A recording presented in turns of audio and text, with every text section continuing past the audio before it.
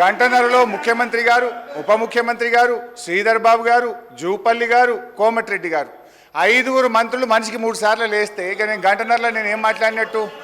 Is it not disturbance అధ్యక్ష? ఒకటి. రెండవది అధ్యక్ష, ఇప్పుడు నేను కోమటిరెడ్డి గారికి ఘాటుగా సమాధానం చెప్పగలుగుతా, కానీ నా బాధ ఏంటంటే ఇట్ విల్ డీవియేట్. ఆయన ఇప్పుడు ఆయన ఏం మాట్లాడిండు?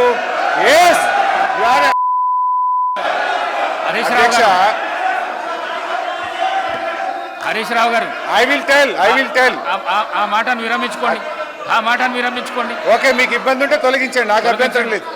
రైట్ అధ్యక్ష, ఆ పదాన్ని తొలగించండి. సార్ ఆయనకు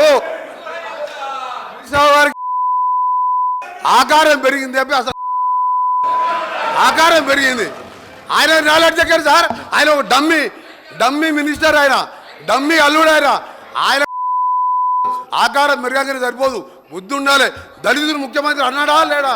మీ మామ అన్నాడా లేడా? తప్పు చెప్పు, మీ మామ అన్నాడా లేడా?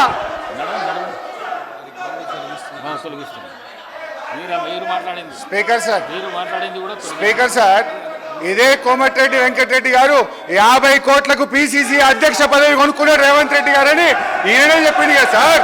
మరి దాన్ని ఏమంటారు అధ్యక్ష?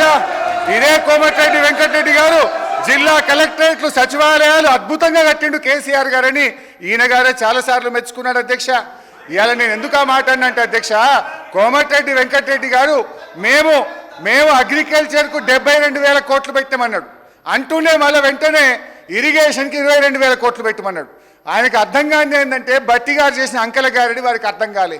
వారు పెట్టిన అగ్రికల్చర్ 72,000 కోట్లలో అన్ననే ఇరిగేషన్ ఉన్నది, అన్ననే కరెంట్ ఉన్నది, అన్ని కలిపి మాయ చేసి అగ్రికల్చర్కి ఏదో ఎక్కువ పెట్టినా అని బట్టి గారు చేసిన మాయను ఆయన అర్థం చేసుకోక అగ్రికల్చర్ 72 వేరే చెప్పిండు, ఇరిగేషన్ 22 వేరేగా చెప్పిండు.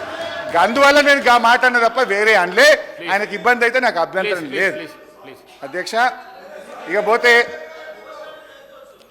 అధ్యక్ష, నేను ఒకటే విషయం గౌరవనీయులు బట్టి గారిని కోరుతా ఉన్నా అధ్యక్ష.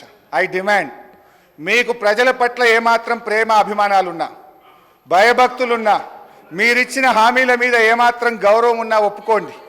మీకు నీతి నిజాయితీ ఉంటే ఈ బడ్జెట్ ప్రసంగంలో మొదటి వ్యాఖ్యలోనే తెలంగాణ ప్రజలారా మమ్మల్ని క్షమించండి, మేము మాట తప్పినాం, 100 రోజుల్లో 6 గ్యారెంటీలు అమలు చేయలేకపోయినాము అని కన్ఫెషన్ నోట్తో ఉండాల్సి ఉండే అధ్యక్ష.